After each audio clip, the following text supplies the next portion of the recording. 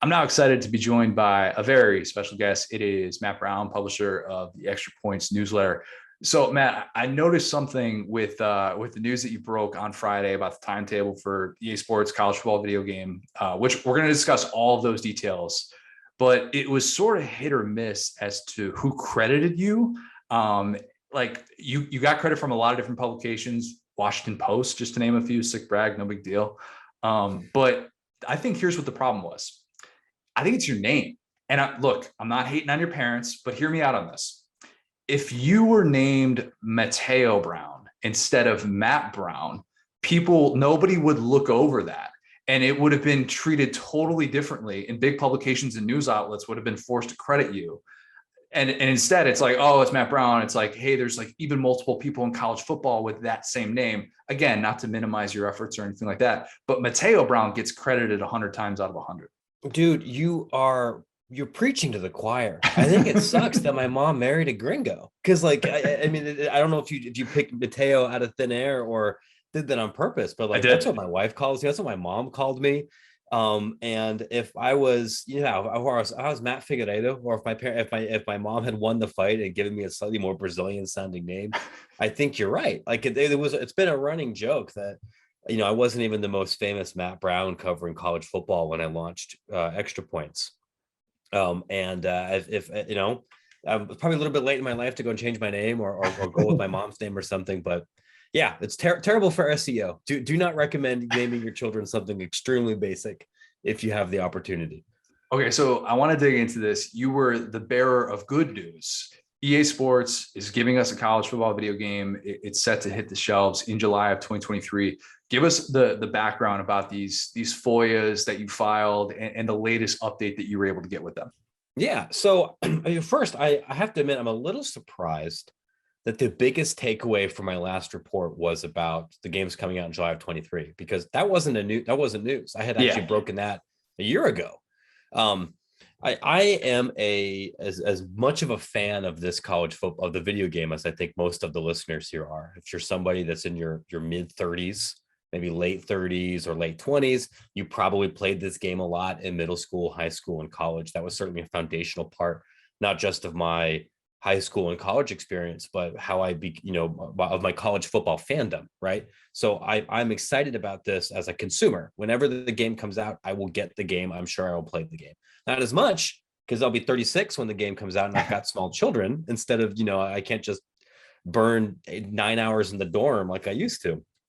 But I will play it. So, but my publication, Extra Points, covers off the field forces in college athletics. I write a lot about business of college athletics, which means I file a lot of these open records requests to understand athletic department finance, to understand athletic department contracts, how they work with different vendors, how different products come to be, how schools get and spend their money.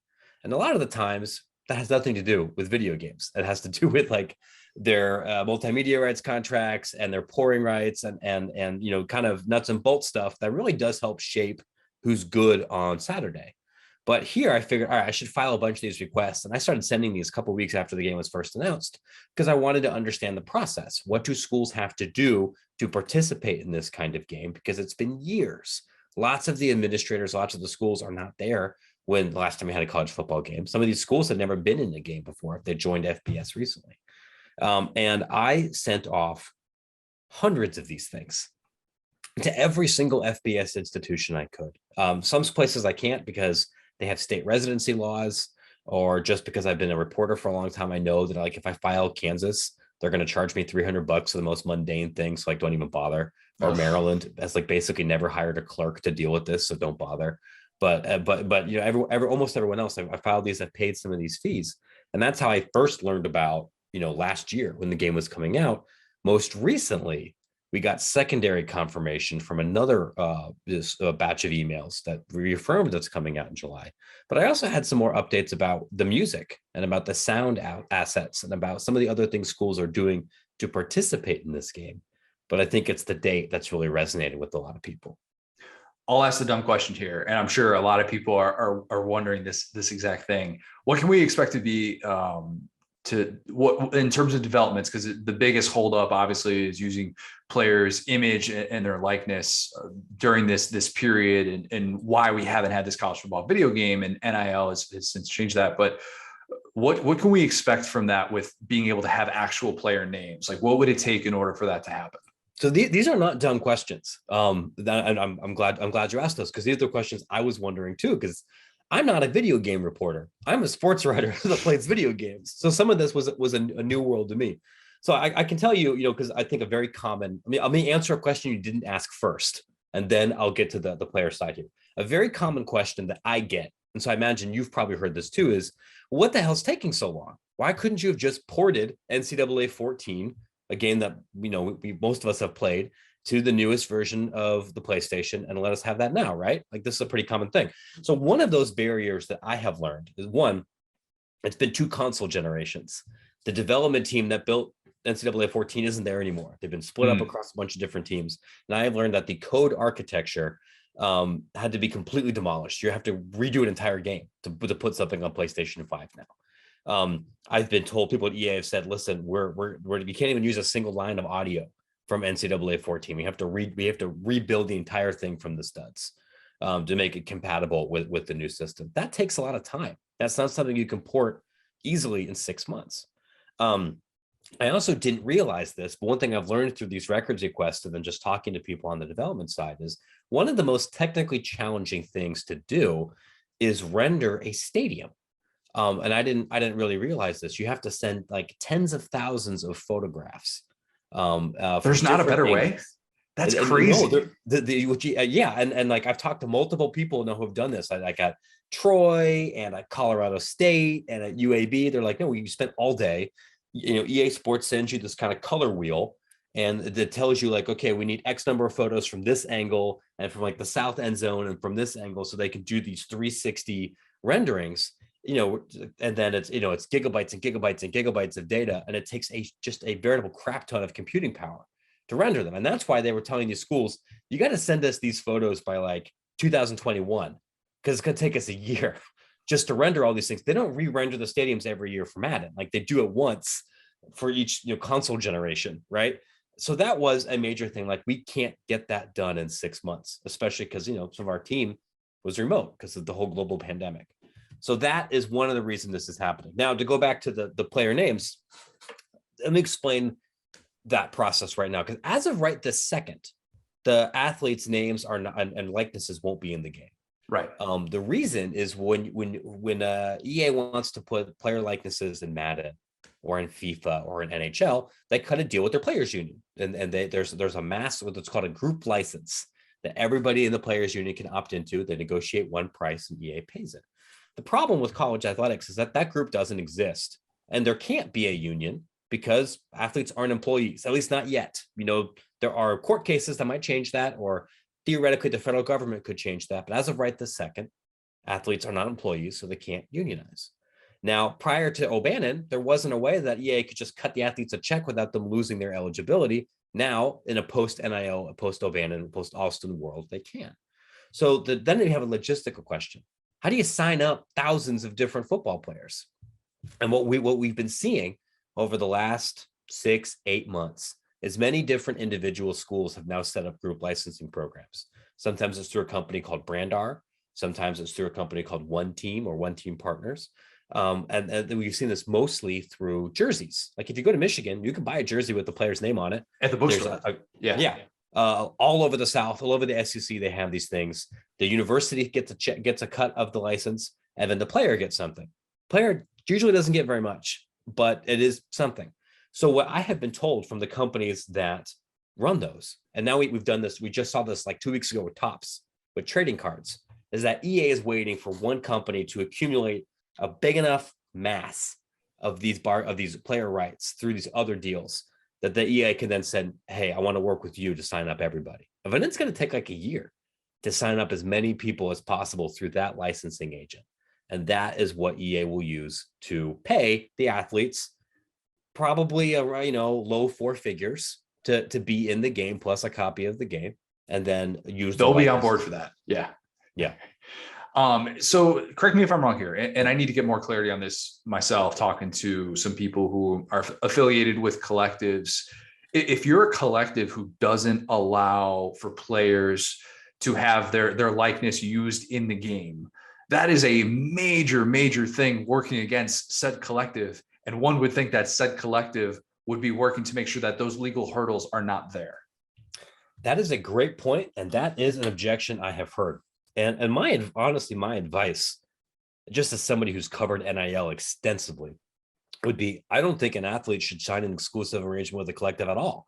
I think long term, that's probably a bad deal. Some athletes have done that. I know there's a couple collectives operating in the SEC that are doing that.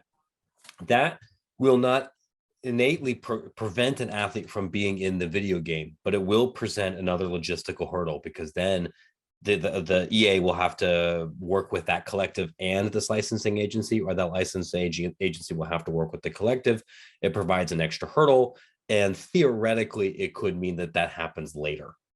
It's not an insurmountable thing, but it is, if that's at scale, if that's 80, 100, 120 athletes that are in that kind of situation, that could be a challenge to work through.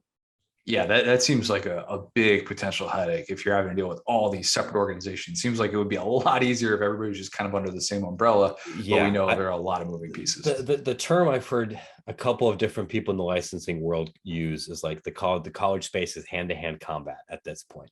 It's ugly, it's brutal, and it's super inefficient. And a lot of companies that, including EA, but other companies that want to create stuff that have athletes' names on it, would prefer that there was 1, 2, or 3 companies that you would work with, a single entity that you'd work with, rather than 600, which is kind of where we are right now. And I don't know how that would work for portal guys. Like if you're at a school where you're allowed to be at the game, you're allowed to be in the game, and there's nothing necessarily preventing that with the collective. But then you go to a school where that's not the case, and you're all of a sudden working with this new collective where that's against the violation or whatever. I don't know, statute of limitations, how that would impact something like that. But I guess the alternative would be like, if you're a player who is part of a collective where there are legal barriers to having your name in the game, you would have to transfer then by a certain date to be able to, like, if you wanted to make sure that you were in a game, and like guys transferring specifically so that they could go to a school where they could be. I realistically think that could happen. I mean, that's a selling point. Here's what I would be honestly surprised if a player is, say, at an SEC institution where you have signed off all of your exclusive rights to a collective, and that collective is unable to broker an arrangement for you to be in the football game. What will probably happen is that just takes longer and it becomes more expensive and it's a pain in the butt. But given how important it is for athletes to be in this game, I think that kind of administrative backlog preventing somebody from being in it would shock me. I could definitely see some street agent or some third party trying to extract more money from EA over this. Like, sure, that could potentially happen. In the event that what you're describing is accurate and somebody's NIL contract with the collective prohibits them from being in the game, could I see somebody transferring just so they could be in the game? Yes. Like it's so funny. Like I've joked about this with administrators who I don't think fully understand the cultural import of this game. Yes. A lot of the legal battles and NIL struggles that are happening now could have been avoided had the NCAA settled O'Bannon and just offered people $250 and a chance to be in the game. That would have prevented some of the stuff that's happening now. I honest to God believe that. One of the things that you reported that they're still gathering all the traditions associated with each school, which is really cool to kind of think about that. Like if your school plays a specific song at any point of the game, they're going to try and get the rights to be able to play that. That leads to the most obvious question. And I know you already asked this to EA Sports, but I want this to be able to, tell our audience kind of what this process could be like. But just give us some hope that they'll play neck in the new game. Yeah, I mean, I asked the question kind of as a joke. So I think the exact question was just like, are we going to include the feature to have like the drunk fan asking to play neck, right? I haven't had a chance to actually ask LSU this yet, just because I've been sick the past couple of days, but that's on my to-do list for this week. That would be an example of a kind of audio asset that could theoretically be in the game, right? I went to Ohio State, so playing Hang On Sloopy or they play Seven Nation Army a gajillion times at Ohio Stadium now. Like those would theoretically be examples. Wisconsin's Jump Around would be an example, or Dixieland Delight. Like I'm saying these hypothetically because I can't confirm any of them specifically are in the game, because some of that also depends on various copyrights. But these are examples of the kinds of assets that EA is asking schools to provide, or specific chants from fan bases, student sections or fan bases that might appear in the game. Like I think they were in a so granular. It's like, could you spell it out? Let us know the cadence. Let us know when it happens.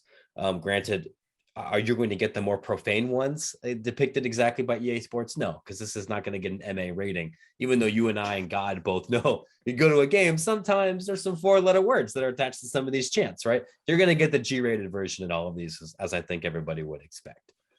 I was thinking about some of the new traditions that have happened since 2014 that would be awesome to be included with the game. Like the wave, Iowa waving to the fans, right? Like incredible. Of course. If they could do that, I mean, even like Tom Petty at the Swamp would, won't back down. Like that would be the type of stuff that would make this game have such a unique feel. And there are very few ways, in my opinion, like average casual gamer who would, maybe doesn't necessarily have a college team or something like that. And they're just like pro NFL. There are very few things that could probably convert that person into saying this college game is way better than the NFL game. Having specific details like that, and if that were prioritized, that feels like that would be an absolute game changer. Yeah, I mean, one of the benefits and also one of the major challenges about not having a college football game for so long is that the game has changed enormously since then. Part of that is for the reasons you're just talking about. We've seen new traditions pop up. We've seen literal new schools. Like it isn't just James Madison, Sam Houston, and Jacksonville State that will be new. Like Old Dominion has never been in one of these games. Charlotte, Liberty. We've had several new institutions from FBS that are a part of this. But the technical ability to be very realistic about local tradition and fanfare and everything, it is a unique part of this game that doesn't really exist in Madden or in FIFA or in NHL. And I wish that I would love to be able to say, nope, like I know EA is going to do X, Y, and Z. But we're still a year out. A lot of things change. All I can say is like EA is asking for X, Y, and Z, and schools are preparing to deliver X, Y, and Z. And these are some of the things that make college football cool. It isn't just the bands and the dotting of the I in Columbus and the crazy tailgates and everything here, but it's the spirit stickers and exactly when and they kind of and where they are on the helmet and how they're depicted over the course of the whole season, and when this chant happens and this song and this particular stadium thing. And yeah, like it would be great if there was Enter Sandman and you knew that a Thursday night television broadcast would look different from a Saturday night broadcast. What I can just say is this game is happening with superior technical hardware than we had on the Xbox 360, and they're casting a much broader net for different assets, historical assets, licensing assets, audio assets, visual assets than we've had before, which makes me, I can't say a whole lot about gameplay, but in terms of realism, in terms of trying to document the experience, I can tell you both sides are taking that very seriously. And I think that's promising.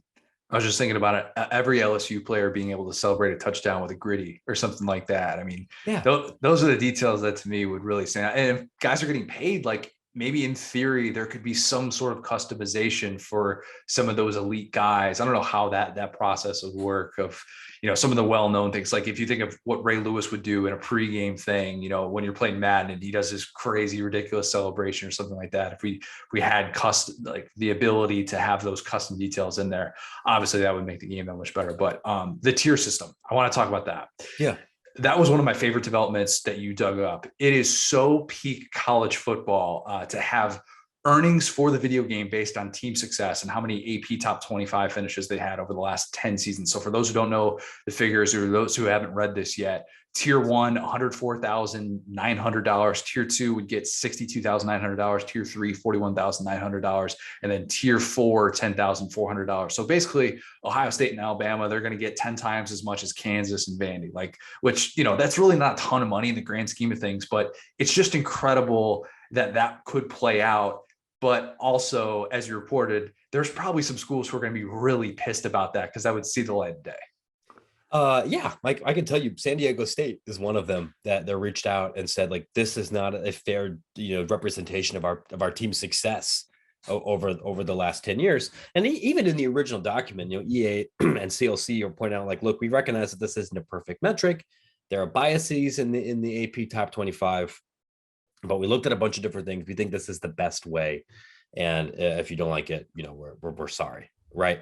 It is funny to think about, like, Nebraska might be a tier 1 team, right? Or some of these kind of, like, I think Boston College might be in there. A couple of relatively big name brands, might be in that bucket. It's also just as a nerd like me, I don't think it's fair to say that the AP poll doesn't matter, even though that it doesn't create a champion anymore, because this is not the only financial incentive that's directly tied to the AP poll. We have a big, gigantic open records database that shows a lot of coaching contracts and bonuses that are tied to the AP poll. Your school probably has a contract with their apparel vendor, whether that's Nike or Adidas or Under Armour, where there's a good chance there's an incentive tied to the AP poll, not just the college football playoff top 25, but the AP.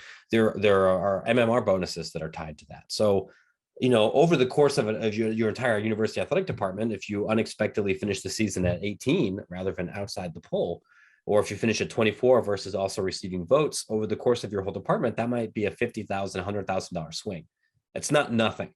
Now, if you're a $120 million athletic department, okay, it's not that big of a deal. You can find a couple of nickels and dimes in the couch cushions. But if you're Coastal Carolina, that could be pretty financially significant.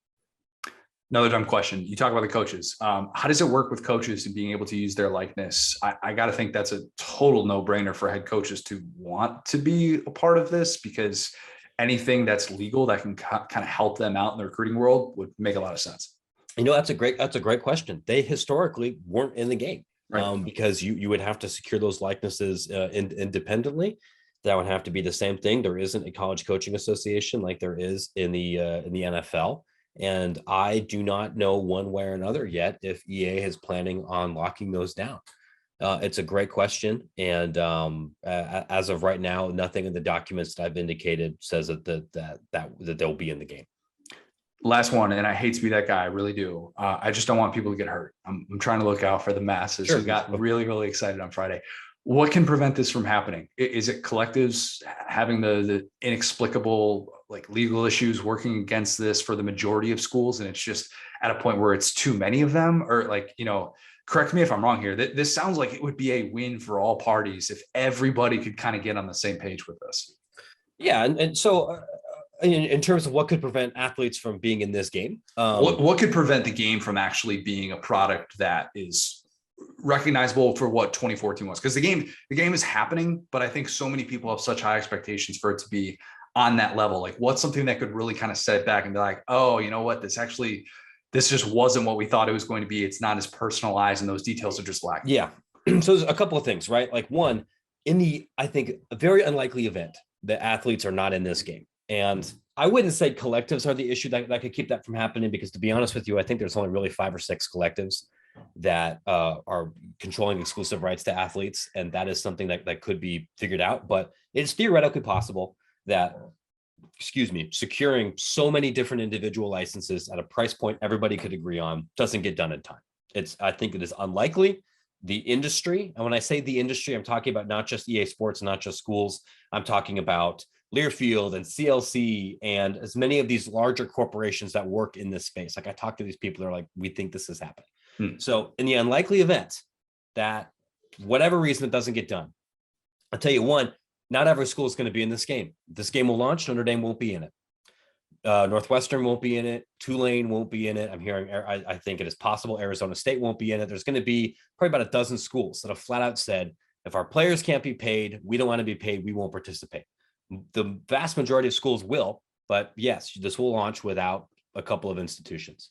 I can also tell you that, again, in the unlikely event that this game launches without athletes, you will not have roster flexibility. You will not be able to customize rosters, because EA doesn't want to get sued again. And they know that if we let you edit rosters, that somebody in Operation Sports is going to have the updated correct rosters in 45 minutes, and everyone on the internet is going to download them. because we're a more interconnected world than we were back in 2014.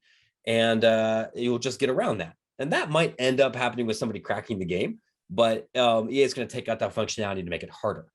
So you will have a more rigid experience, and that will probably not be something that people will enjoy as much. Again, in the unlikely event that happens. The other thing, I mean, and I don't want to do this just to kind of shit on EA, to crap on EA, but it's an EA game, right? So I recognize that not everybody loves Madden.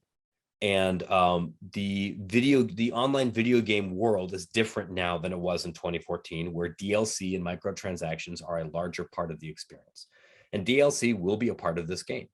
I know that on Reddit, everybody freaked out when I said in my story that Dynasty mode will appear in some capacity. And I said in some capacity, trying to be very careful in my language, just because EA is being extremely tight-lipped about gameplay, which I think is justifiable because this game's not coming out for a year. And that's not something that they have to put in paper and writing when they talk to their school partners. So they're like, yeah, it's going to be in there. And that's all we can say about it right now. It could be gigantic. It could be minimal. I am not so anti-Electronic Arts that I immediately freak out and assume the worst, because I still enjoy playing FIFA and I still enjoy playing NHL. And I don't think you have to spend a lot of money to have a positive experience in those games. I understand that not every gamer feels the same way. I'm not a big NFL person, so I don't really feel strongly one way or the other about Madden. I know some people on the internet feel really against it. So if you are diehard, I hate EA, EA's making this game. So that's going to shade your thinking about this one way or another. I feel like I'm probably going to enjoy it no matter what when it comes out. I hope it's really good. I understand it's a video game, and sometimes it's a video game from a big budget developer. So sometimes it's not, and sometimes it takes a month to be good because it needs to be patched. Who knows? All I know for sure is that based on the documents and my reporting, both sides are taking the realism very seriously. And I think that's a positive. You just got to send FOIAs like all the time, seeing if you can find that document where they ask for specific player's likeness for the cover as well. Because if you break that news, man, that'll dominate. I hope I'm not the only person sending these. And I think that because I've been so forthright in my, explaining how I do it, I hope other people are doing it too. I send these requests out every couple of months, and I don't mind telling everybody here, like, it's not free for me to do that. And that's why a lot of my coverage is behind the paywall. Right. And that's probably why if I break other EA Sports stuff, it will probably be paywalled too, just because it's not free for me to do. But I hope other people do it too. And if someone else is able to break something on this front before me, I'll be excited, because that will help the public knowledge. Matt, this has been great. Everyone should go subscribe to the Extra Points newsletter. extrapointsmb.com. Really, really good stuff. Appreciate the time, man. Hey, anytime. Thanks for having me on.